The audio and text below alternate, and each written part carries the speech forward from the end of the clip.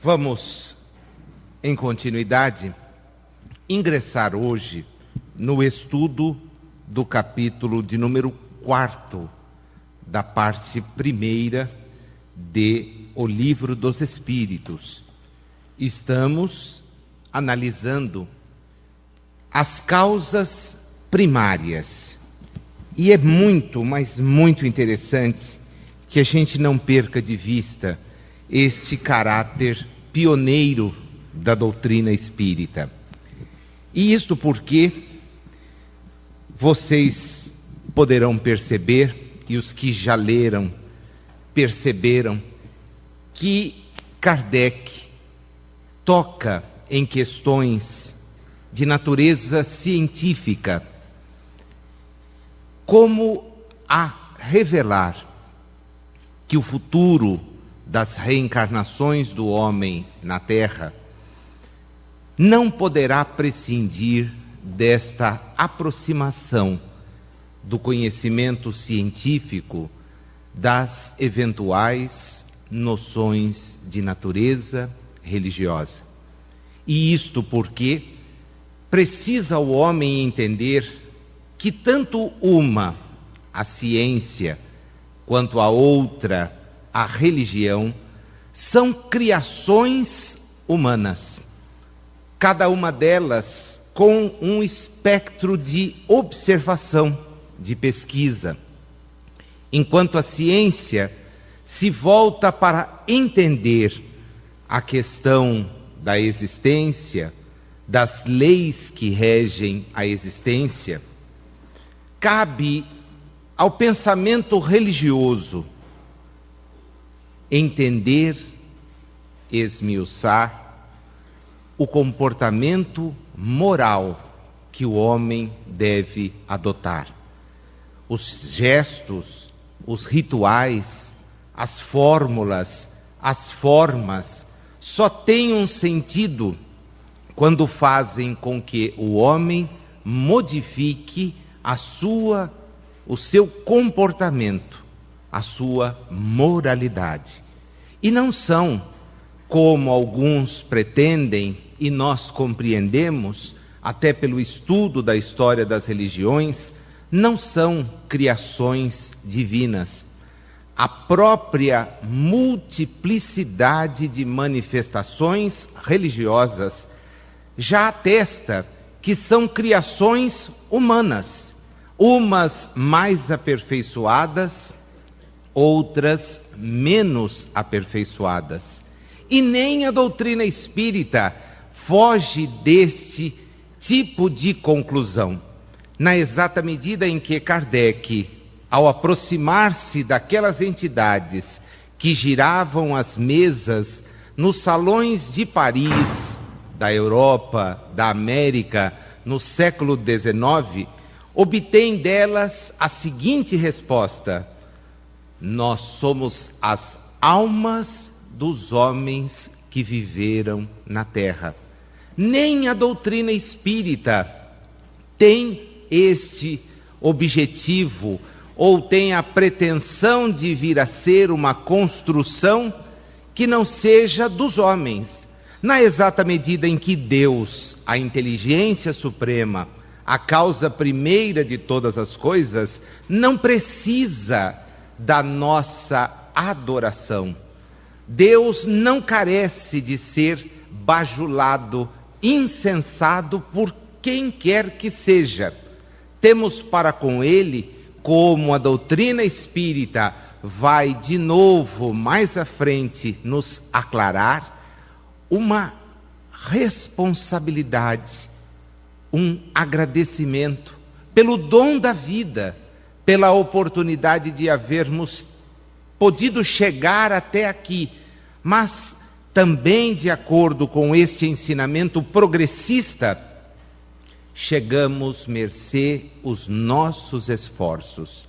E assim, aqueles que ainda imaginam que Deus vá proteger uns em detrimento de outros, que ainda imaginam que Deus prefira uns a outros, certamente com o tempo, amadurecidos, concluirão de forma diversa, o que é bom, é muito importante. Eu dizia que nós tínhamos motivos para ficar felizes, porque em 1855, 6, 4, nós não temos a data precisa, em que as questões de número 60 e seguintes foram obtidas, elaboradas e obtidas em suas respostas por Kardec, os espíritos anteciparam o que a ciência dos nossos dias ainda hoje se debruça e não consegue responder. Eu trouxe 2 livros, que são livros americanos, traduzidos para a língua portuguesa, e que homenageiam uma obra publicada na década de 40, 50, entre 40 e 50 do nosso século, atribuída a esta obra de autoria de Schrödinger, em que ele se questiona sobre o que é vida.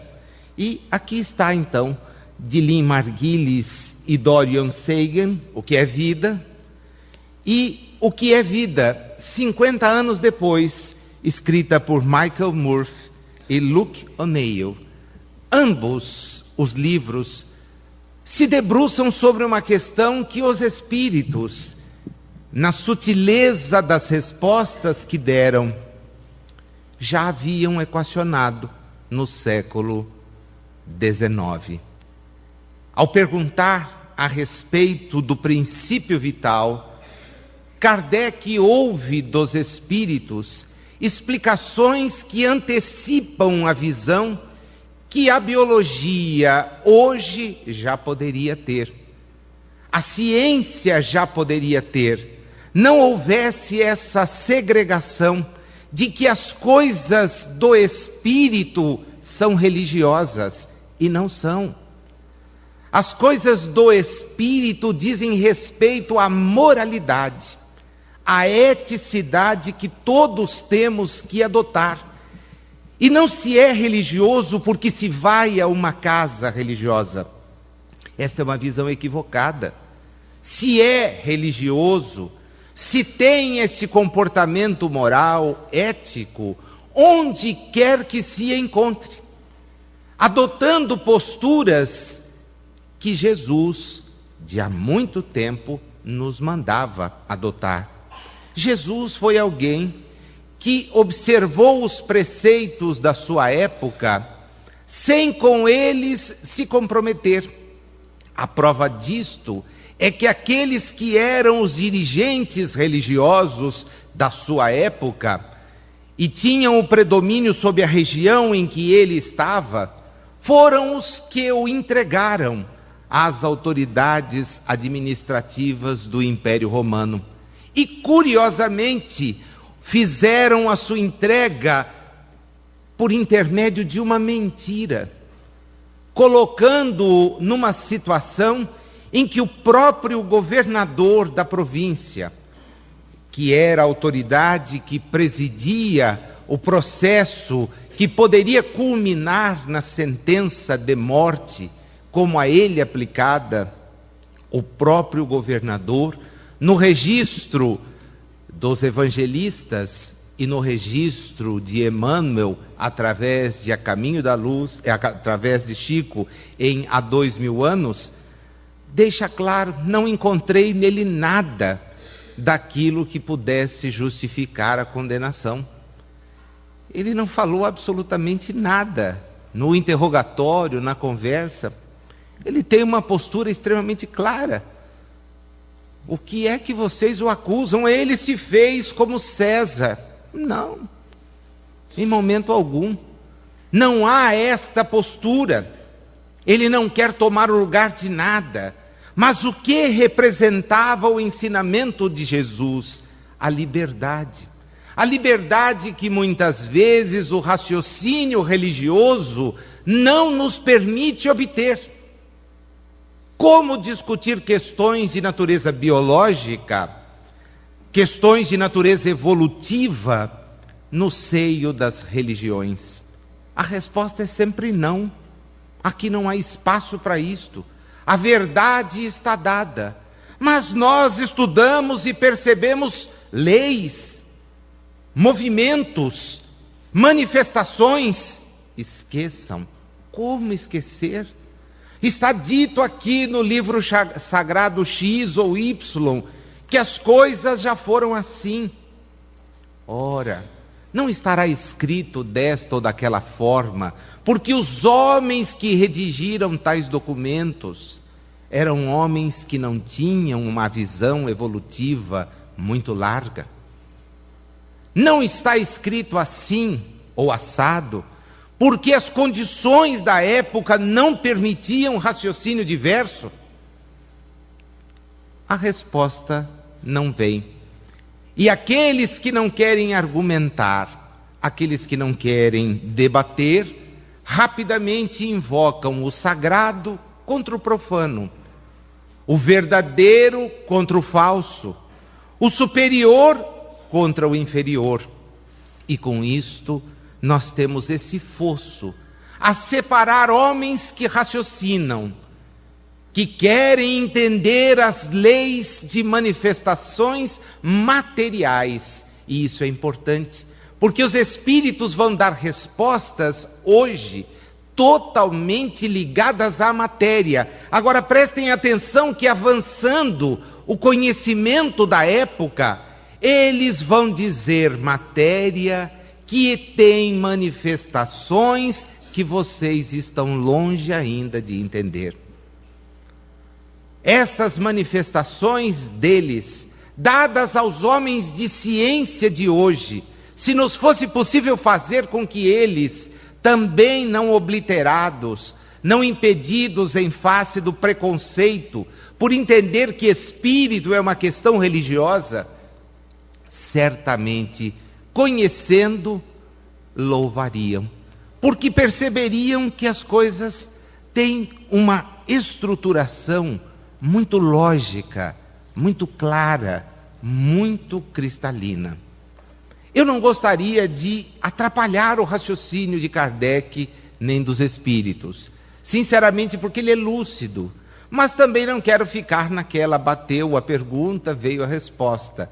Os meus sensores críticos dizem, por favor, não faça isso, porque senão a gente traz o livro, e eu também não gosto, né? Mesmo os que têm aula comigo, fora daqui, sabem que eu evito, na medida do possível, ficar repetindo, porque o texto é claro. Às vezes me valho de trechos para ampliar, na medida das minhas possibilidades e das minhas limitações, a minha própria compreensão acerca daqueles textos. Mas vamos tentar evoluir, né? Porque o nosso estudo de hoje sai do Livro dos Espíritos e vai à Gênese. E na Gênese, Kardec procura detalhar esta questão do chamado princípio vital.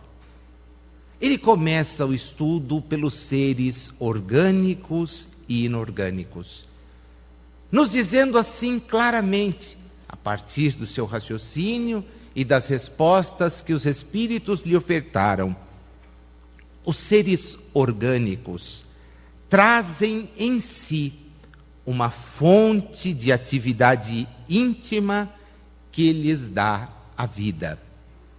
Nascem, crescem, reproduzem e morrem.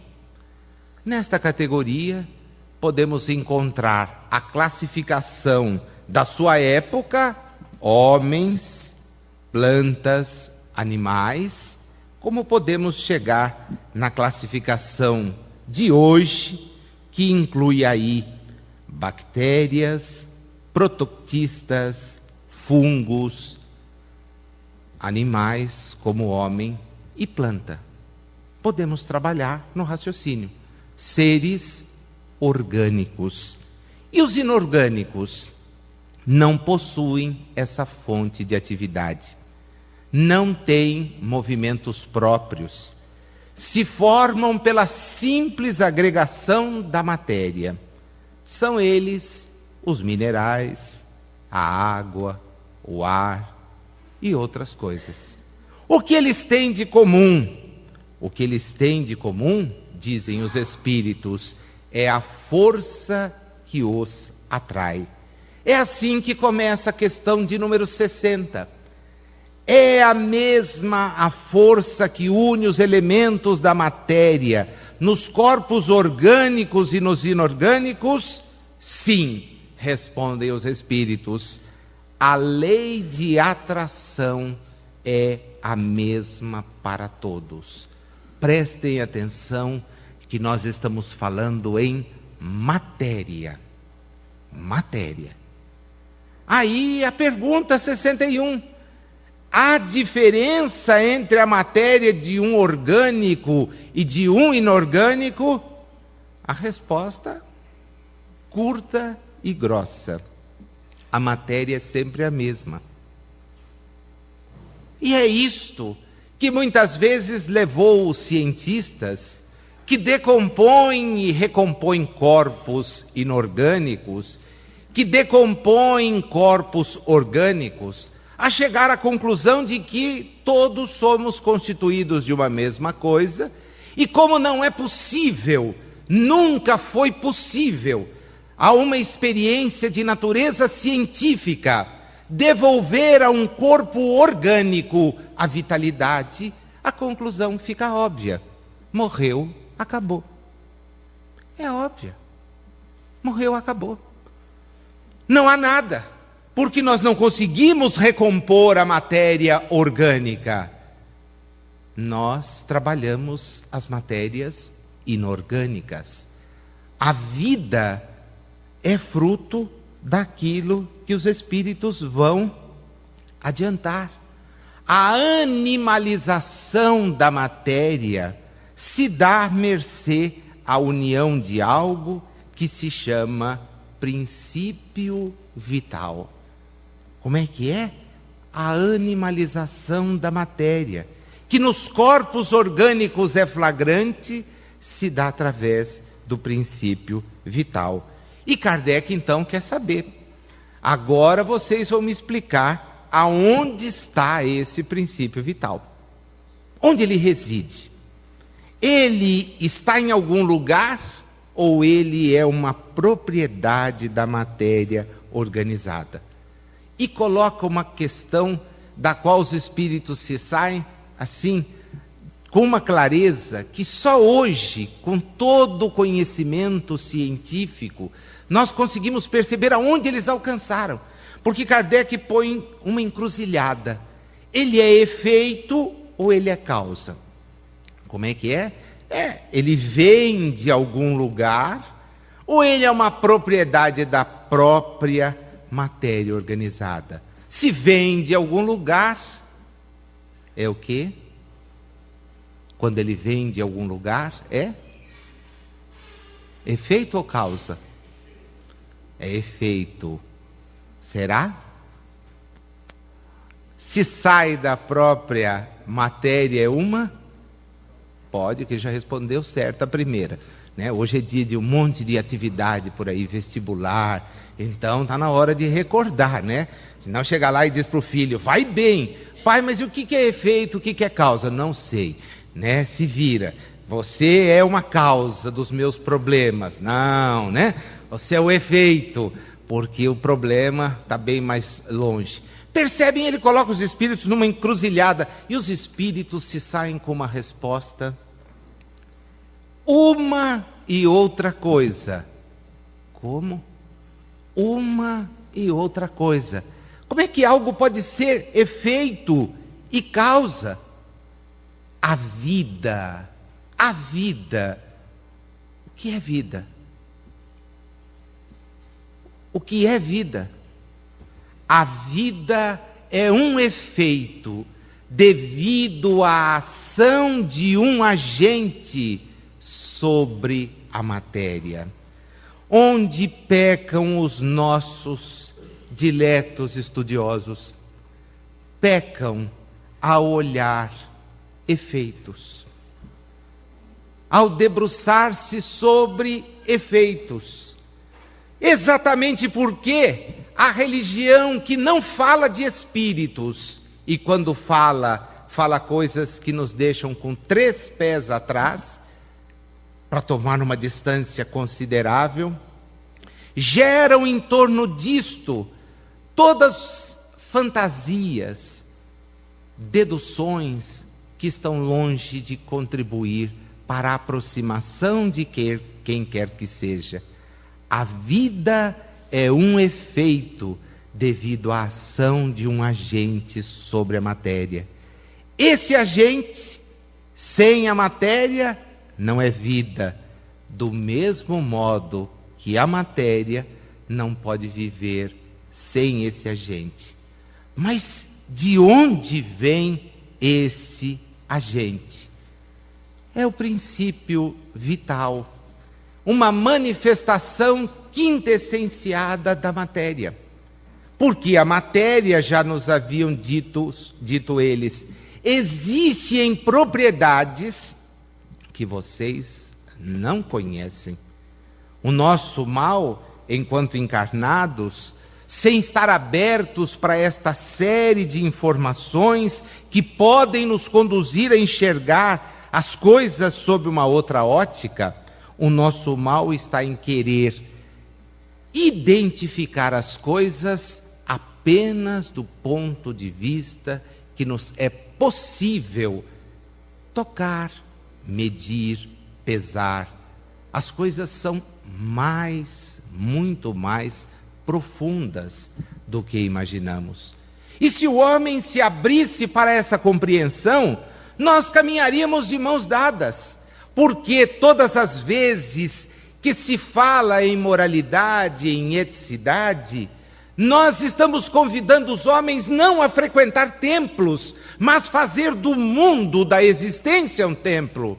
Não adotar o comportamento das pessoas que agem bem, estão bem nos recintos que elas denominam sagrados, mas adotar o mesmo comportamento na vida, aceitando a diversidade de pensamento. Como posso orar a Deus e matar aquele que não pensa como eu penso? Como posso dizer-me representante de Deus e tirar a vida do meu irmão? Como posso, sendo líder religioso de qualquer das modalidades religiosas que o mundo tem, e ele a tem em número infindável, como posso não compreender, não entender a diversidade do pensamento, do comportamento? A religião não pode conduzir ao fechamento de portas, mas ela tem que ter portas abertas. Compreender que a verdade é um processo de conquista e será para nós sempre relativa. Tanto que Jesus, quando nos quis advertir sobre a verdade, nos veio falar da verdade do Espírito. Não falou de nada diferente. Ontem à tarde, nos nossos estudos, tivemos a chance de comentar com o grupo, porque estávamos trabalhando justamente um texto do Herculano Pires que induzia isto, em O Espírito e o Tempo. Jesus veio nos dizer: sois espíritos. Usou a palavra sois deuses, porque à época o Deus e o Espírito eram sinônimos. Sinônimos. Sois deuses, sois espíritos. O senhor vai morrer. Vou, mas voltarei. Mas como vai voltar? Vou, porque o espírito continua. O espírito continua, o corpo fica, o espírito continua. E nesse processo, ele veio nos trazer a educação para esta realidade que transcende. Porque o homem imaturo imagina que uma existência de alguns poucos anos, sem que ele se modifique, sem que ele se aperfeiçoe, sem que ele corrija os seus desvios, sem que seja melhor, vai redundar para ele ou num castigo, ou numa bonificação eternas, quando na verdade só o progresso pode nos conduzir a lugares cada vez melhores. E não é o progresso material, é o progresso moral. a prática das boas ações. Jesus, mais do que pregar, as testemunhou, as executou. E nos seus ensinos, o tempo todo nos chama atenção para isso. Recordemos sempre da parábola do filho pródigo, do samaritano. Quem é que fez o bem para aquela pessoa? Foi aquele que chegou por último. Pois bem, vai e faz igual. Senhor, o que eu... Recuse. Senhor, o que eu devo? Perdoe. Senhor, como é que eu faço? Abra mão. O tempo todo falando-nos da realidade do Espírito, Jesus está nos convidando a deixar as expressões físicas na dimensão que elas têm. Não nos manda deixar o mundo. E daí as visões equivocadas de muitas denominações de natureza religiosa que o mundo já conheceu, mandando que as pessoas fiquem isoladas umas das outras. Você quer atingir o reino dos céus? Eu quero. Porque imagina quem não quer. Significa passar aqui 50, 60, 70, 100 anos e depois passar o resto da vida inanição, né? Porque o reino dos céus apregoado por aí é um monte de anjinho passando, tocando cítaras, os outros entoando hinos, uma monotonia tremenda, né? Você imagina horas e horas ali, aquele povo cantando como se Deus fosse um rei humano precisando de bajuladores. E está aquela fila de bajuladores ali, e fazendo o quê? Só isso. Acho melhor ir para o inferno, deve ser mais agitadinho, né? Porque a coisa aí é uma monotonia tremenda. No inferno tem aquela rápida, sobe uma determinada fornalha, tem um tridentezinho para você escapar, um outro amigo que você vai reencontrar. Quem já leu a Divina Comédia sabe daquilo que eu estou dizendo, porque Dante passeia pelo inferno e fica encantado. Ele é muito mais encantado com o inferno do que com o purgatório e o céu. Vão ler, vocês vão ver. Ele fica assim encantadíssimo com o inferno. Por quê? Porque a gente chega à conclusão que se essa construção teológica tiver sentido, acho que é melhor continuar no agito do que ficar numa situação... Sim, é o sinal que os professores estão muito mal, né? Leopoldo faz a menção que estava lá no inferno um professor. Esta semana, que é uma semana de provas, as segundas provas do bimestre, eu tenho certeza, o Papa, eu tenho certeza que muito aluno me imagina lá mesmo. Aliás, alguns, né, já costumam dizer, professor, o senhor deve ser lá da seita do Tinhoso. Por quê? Porque o senhor fala de espírito, o senhor é ligado no Tinhoso? Olha, se você entende Tinhoso como espírito, sou. Mas não tem chifre. Não tem chifre, né? Não tem chifre. Imagina, que construção boba, que coisa terrível, que simplicidade do homem. E é isto que nós precisamos prestar atenção. Quando a doutrina espírita tem a coragem de vasculhar as causas primárias, ela está abolindo esses limites. Ela não está dizendo que tem a verdade, mas ela admite que parcelas da verdade sejam conhecidas e pesquisadas por quem se dedica ao estudo. E tudo contribui, tudo facilita para o progresso do homem. Nós não estamos aqui para excluirmos um conhecimento do outro. Estamos para trabalhar pelo nosso crescimento. E só conhecendo nós progrediremos. O Espírito de Verdade diz isso no dístico da doutrina espírita. Amai-vos, o que significa sedes éticos, moralizados, instruí-vos, sede estudiosos, aplicados, como a ciência o é, fazendo esta ponte que diante dos fatos não nos permite ter outro comportamento, meus amigos, não nos permite outras conclusões. Nós estamos diante de informações que vão dar tudo claro. Quer ver? Vamos avançar um pouquinho? A vida é a união da matéria com o princípio vital. Isto é a vida. Puxa, ai caramba, está aqui a essência daquilo que eles não conseguiram buscar. Os seres orgânicos têm esse princípio vital latente. Quando um organismo age sobre o princípio vital, nós temos então o chamado fluido vital e o desenvolvimento da vida está ali. Ah, você está falando bobagem. Quer ver? Roseira, coisa simples. Tira um pedaço da roseira e coloca esse pedaço, esse talo, num outro ponto. Ele que está saturado do princípio vital, vai produzir efeitos na enxertia e nós teremos coisas muito mais bonitas. Olha o ovo, o princípio vital latente no ovo. Quando esse ovo é posto para chocar, já nós vamos ter a presença de um outro ser. E do contrário, vai servir de fonte de alimentação para muita gente.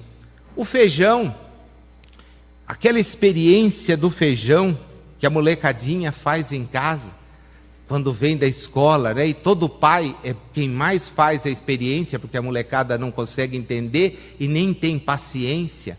Mas está lá o pai botando, de repente, olha o feijão. E o menino, o que é isso? É a presença de algo que os espíritos estão nos dizendo. É uma matéria tirada do contexto, do que nós ainda não temos condições de compreender. Quintessenciada. E que dá chance àquela explosão de vitalidade. Nós estamos constatando. Agora, é importante separar as coisas. Estamos falando de matéria. Matéria, espírito, princípio inteligente. Bom, isto é outro departamento. Nosso estudo hoje, como é que é sobre o que mesmo? Não ouvi. Princípio vital. Não, o nego viaja aí na maionese, né? Vai dizer assim, nasceu. Não disse, hein? Não disse, ainda bem que está gravando aqui. Não disse. Então Kardec pergunta, espírito e matéria são dois elementos constitutivos do universo. Afirmação. Pergunta, o princípio vital é um terceiro? E os espíritos, você está brincando com a gente, né? Você está querendo aí. A trindade espírita é espírito, matéria, Deus. Essa é a trindade espírita. Espírito, matéria, Deus. Essa é a trindade. Nada daquele outro que você está pensando. Aquilo lá é marca de goiabada, né? Não tem nada disso, nada disso. Deus, o único. 3 em 1, esqueça. 3 numa única coisa é isso, o espírito, matéria. Bom, então esse princípio vital vem da onde? Tem a sua origem na matéria universal modificada. Para vocês pode até ser um elemento, como o oxigênio, o hidrogênio. Entretanto, eles todos têm origem numa coisa só. O princípio material, o princípio espiritual e Deus. Olha que lucidez de resposta. Olha como as coisas poderiam ser diferentes. Como nós poderíamos ter cientistas se debruçando sobre as manifestações do Espírito, entendendo que certas moléstias, embora estejam externadas no veículo físico, tem a sua raiz no componente espiritual. E não seriam tratadas? Claro que sim. Mas seríamos vistos de outra forma. As pessoas passariam a entender que a morte, mesmo quando nos colha no fulgor dos anos, não é o fim, é o término de uma experiência. Mas o espírito, dentro de mais algum tempo, estará lúcido, terá condições de entender a realidade onde está e se projetará para uma nova experiência. Como seria diferente a nossa vida do ponto de vista das relações? Jesus, chamado de resolver disputas, dizia: olha, você tem 2 bolsas, fica livre de uma. Você tem 2 alforjes, não carregue mais do que um. Como a nos dizer, o Espírito transcende a estas coisas pequeninas. Agora, se as pessoas não conseguem ter essa visão, alguém pega uma bala da mesa do sujeito e ele já vocifera: quem pegou a minha bala? E vai atrás, confere clipes. Eu sei quantos copos eu tenho. E a pobre da ajudante quebrou um e houve aquela ladainha, né, do sujeito que é até religioso, profundamente religioso. Mas ela quebrou meu copo. Esse copo eu ganhei no casamento. Às vezes nem existe mau casamento. E o sujeito lembra daquela desgraça lá de trás, né? Esse aí foi minha madrinha que me deu. Já está no reino espiritual, faz mais de 50 anos. E o sujeito tem aquele apego, aquela doença. Sede desapegados. Vivei a vida e tirai dela o que ela tem de bom. São as relações o que vale. São as amizades, o bem-estar. Pouco importa que seja na pobreza, pouco importa que seja na privação. Viver bem. Ah, mas a posse é às vezes cruel. Porque através dela nós passamos a ficar preocupados com uma porção de coisas e nos distraímos do objetivo. É pagar imposto, é pagar seguro, é contratar vigilância. Eu tenho que ter as coisas. Imagina que eu consegui comprar um sítio, que maravilha. E agora como é que eu faço? Fico em casa ou vou no sítio? Se não tivesse o sítio, não tinha esse problema. Ah, mas eu tenho que ter. E comprei agora um barco para pôr lá. Outro drama. Quantas vezes, eu vou reproduzir aqui, se ele me ouvir, vai saber que estou falando dele, não vou contar. Mas é um amigo que o sonho era comprar o barco e ele comprou. Ele disse para mim: Nazil, que desgraça.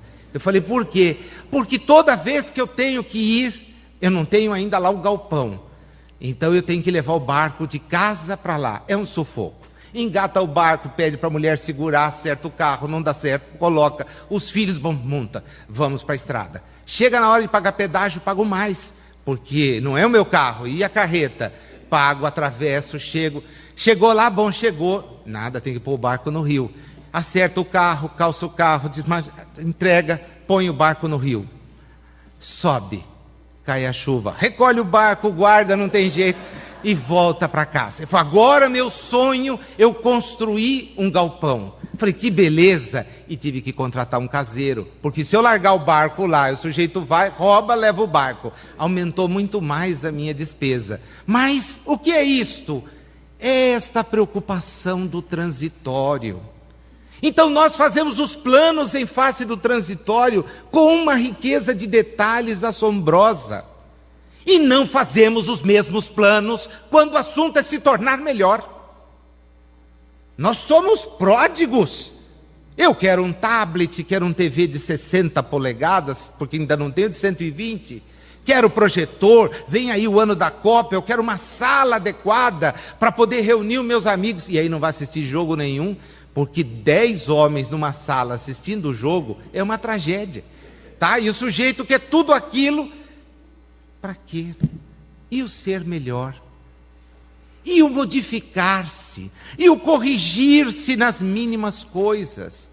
Os espíritos estão nos falando da matéria, mas não se esquecem de o tempo todo chamar a nossa atenção para o imperecível.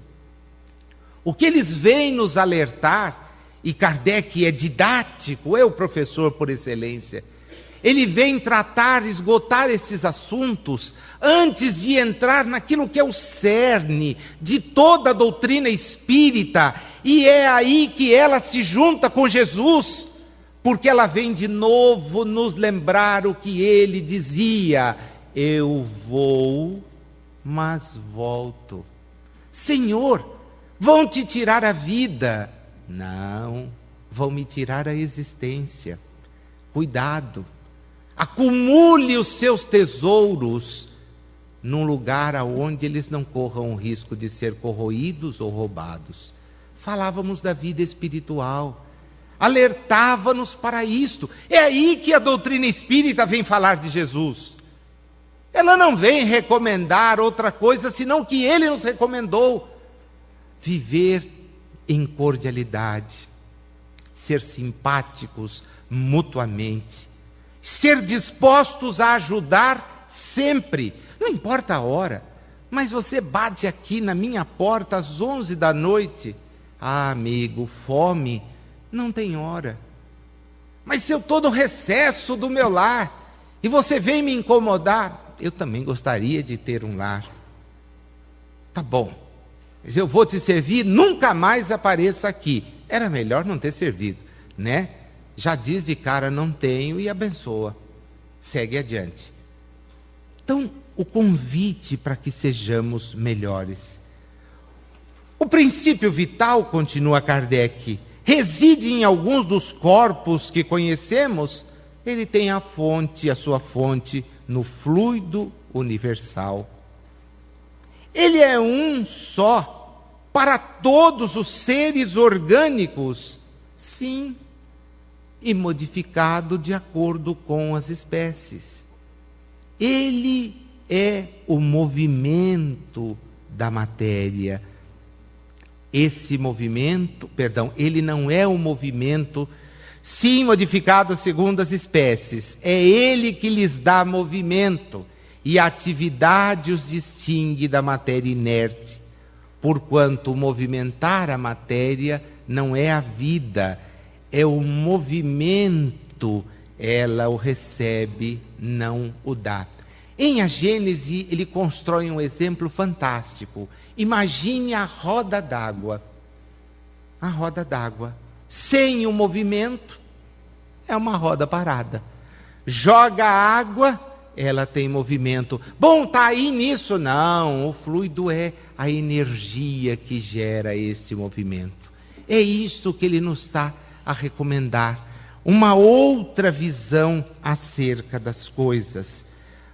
A vitalidade, então, é atributo permanente do agente vital ou se desenvolve tão só pelo funcionamento dos órgãos? A resposta: ela não se desenvolve senão com o corpo. Não dissemos que esse agente sem a matéria não é a vida? A união dos dois é necessária para produzir a vida. Então, eu posso dizer que a vitalidade se acha em estado latente quando o agente vital não está unido ao corpo? Sim, é isso. É isso que você precisa compreender. A vitalidade, algo presente na matéria, numa situação quintessenciada. E onde entra o espírito? Ah, bom, o espírito é outra conversa. O espírito é um daqueles dois elementos básicos sobre os quais está Deus na Trindade Espírita. Mas ele já começa individualizado? Não, ele é um princípio inteligente, que vai encontrar nas expressões orgânicas a possibilidade de evoluir. Então, num mundo como a Terra, as plantas serão dotadas de sensibilidade, a presença do princípio inteligente. Os animais serão dotados de instinto, a presença do princípio inteligente. O homem é o princípio inteligente individualizado, porque o espírito, num mundo como o nosso, já está fazendo a sua trajetória, já é único. O que acontece então com o princípio inteligente das roseiras? Na realidade espiritual é aproveitado para alimentar outras espécies. E o princípio inteligente dos animais? Na espiritualidade é aproveitado para desenvolver-se, desenvolvendo outras espécies animais. E o homem? Não, esse volta e continua ele mesmo. Quer dizer que amanhã, quando nós desencarnarmos, continuaremos nós mesmos. E se formos transferidos para Júpiter, continuaremos nós mesmos. E se por acaso fomos conduzidos a um mundo inferior à Terra, continuaremos nós mesmos. O que somos, o que efetivamente conquistamos. É por isto que a doutrina espírita é racional. Porque ela joga sobre nós a responsabilidade da nossa ascensão, do nosso progresso. Não condiciona a nossa ascensão, o nosso progresso, a qualquer espécie de adesão a isto ou aquilo. Se você passar 3 vezes debaixo dessa corda, se jogar debaixo daquele fosso, se você está salvo. Você vai ter um monte de arranhão e machucado, e salvo não estará. Você só estará salvo no sentido de efetivamente liberto quando você for melhor. E você só é melhor praticando o bem. Evitar o mal ajuda? Ajuda, mas não é tudo. Precisamos praticar o bem. Percebem como é didático? Que visão religiosa na humanidade se dispôs a fazer isto? Antes do Espiritismo? Nenhuma. E pasmem, depois dele, também nenhuma. As visões religiosas continuam a segregar espírito do conhecimento, como se essa questão de estar no reino nominal, como estamos aqui na Terra, fosse algo completamente diferente da sequência natural. Os corpos, meus amigos, são da matéria. E é por isso que estudá-los ao lado dos estudos desenvolvidos sobre os outros seres é importante, para facilitar a presença do espírito nas suas reencarnações. É por isso que o espírita aprende que diante das moléstias de natureza física, o tratamento espiritual ajuda, mas jamais o acompanhamento médico deve ser esquecido. Devemos priorizar o atendimento médico, buscar o amparo que a medicina nos oferece pela dedicação do profissional, pela aplicação escorreita de exames, de medicamentos, porque isto faz parte do conjunto da inteligência que o espírito adquire para poder evoluir. Mas ao lado de tal conhecimento, a prática do bem é o único mecanismo que vai nos fazer ser agradáveis a Deus, agradecidos a Deus, comportando-nos como criaturas que já reconhecem o papel em que se encontram, que não estão no mundo para receber, mas estão no mundo para dar, que têm um compromisso de serem criaturas simples, atenciosas, criaturas que distribuem aquilo que de melhor têm onde se encontram. Por isso, a prática do bem não exige lugares diferenciados. O mais difícil é praticar o bem nos lugares em que nos conhecem. Porque saberão, quando praticarmos o bem, que estamos amadurecendo nas nossas atitudes. E aí sim faremos a diferença. Praticar para aqueles com os quais não temos compromisso é importante, abram as páginas do nosso Momento Espírita e vocês verão o quanto se precisa da colaboração de voluntários. Mas ser o sal da terra, a luz nos ambientes aonde se encontra, é uma tarefa que só o verdadeiro seguidor de Jesus, tem por desafio, onde estiver. Mas você não sabe a família que eu tenho. Sei, ela é aquela que você precisa. Ah, você não sabe aonde eu trabalho. Sei, é o lugar adequado para o seu aprendizado. Ah, você está mandando eu ser conformista? Não, estou mandando você ser melhor. Só isso. Se pudesse recomendar a alguém, seria assim. Então agradeça. Erga o seu pensamento aos céus todos os dias e agradeça. Obrigado, Senhor, porque estou no lugar certo. E embora as coisas que me ocorram não sejam aquelas que eu gostaria que ocorressem, elas são necessárias para o meu espírito. E se eu, perante elas, adotar um comportamento que me permita avançar, apesar de todas as dificuldades, eu estou reconhecidamente dando mostras da minha maturidade.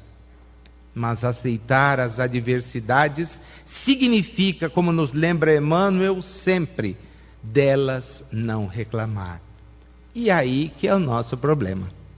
Porque a gente até acha que o lugar é bom, mas e o que vem depois do mais?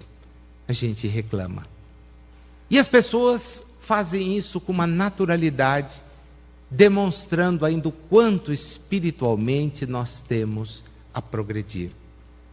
O que é vida? Se alguém algum dia te perguntar, você diz, os espíritos já deram esta resposta. Como? Estão falando de coisas de natureza religiosa? Não, estão nos mandando atentar para a amplitude do universo em que nos encontramos. A matéria não é só esta que nós estamos aqui acostumados a identificar como sendo a única. Ela tem estados que nós estamos longe de compreender. O que é vitalidade? É esta demonstração de que a matéria orgânica dá para todos nós o seu testemunho. Porque se ela tem a mesma composição da matéria inorgânica, por que uma apresenta estes sinais e a outra não? É porque uma está turbinada pela presença de um elemento que a faz ter esta vitalidade. A outra não. Ah, nossos estudiosos, como seria bom se o conhecimento espírita estivesse à disposição de todos, e está, mas como seria bom se ele pudesse ser entendido por pessoas que também, como outras do ponto de vista religioso, muitas vezes estão carregadas de preconceitos, evitando que com isto nós pudéssemos viver bem melhor, porque o mundo seria talvez mais fraterno, as pessoas estariam muito mais próximas umas das outras. Cabe a nós, os espíritas, que já temos acesso a estas informações, primeiro, não sonegá-las dos nossos filhos, dos nossos netos, dos nossos amigos, difundindo mesmo o conhecimento espírita, difundindo. E se quisermos efetivamente convencê-los, tratemos de viver aquilo que ele nos recomenda, que não é nada diferente do que Jesus de há muito nos recomendou. Façais aos outros tudo aquilo que gostaríeis os outros vos fizessem.